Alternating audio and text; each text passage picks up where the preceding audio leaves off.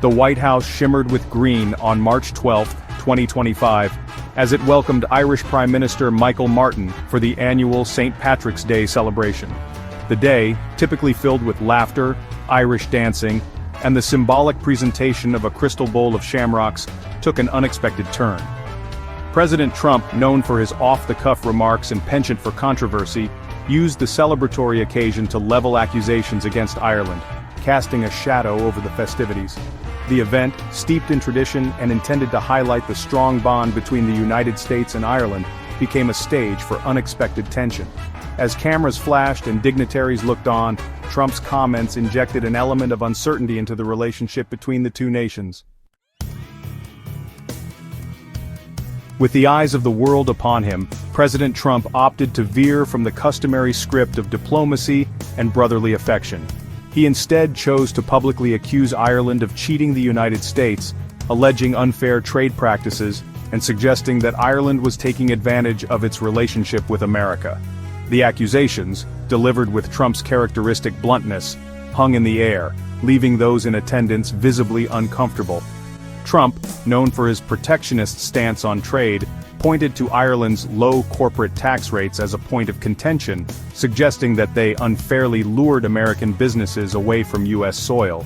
He framed his accusations as a defense of American interests, claiming that Ireland was siphoning off American jobs and prosperity. The president's words, delivered in a casual and offhand manner, belied the potential seriousness of their implications. His accusations, if left unaddressed, threatened to strain the historically strong ties between the United States and Ireland.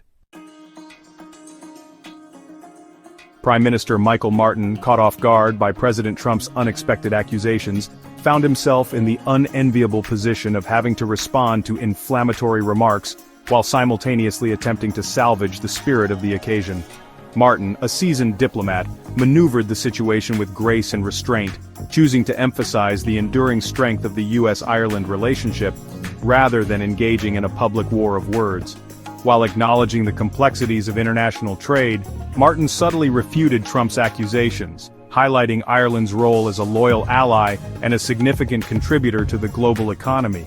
He underscored the deep historical and cultural ties between the two nations, reminding the audience of the generations of Irish immigrants who helped build America. Martin's measured response, delivered with composure and a touch of Irish charm, served to diffuse some of the tension in the room. He skillfully navigated the diplomatic tightrope, defending his nation's integrity while leaving the door open for continued dialogue and cooperation.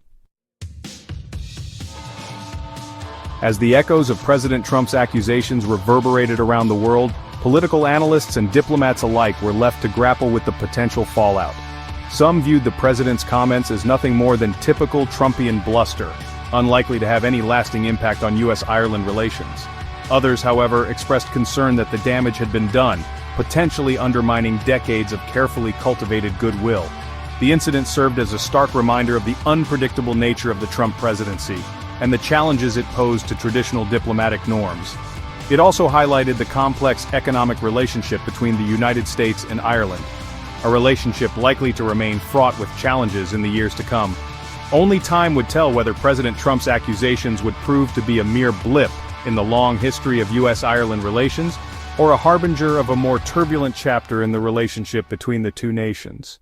Hey, we all want to scale our business. Hey, I have the answer for you today to help you do that. If you're looking to scale from 5, 6, even 7 figures and beyond, book called Be Good, Be Brief, Be Gone.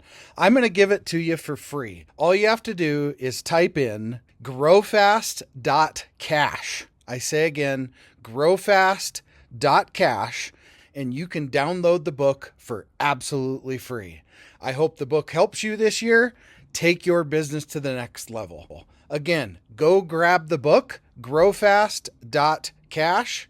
I say again, growfast.cash. I wish you the best and grow, scale, and win.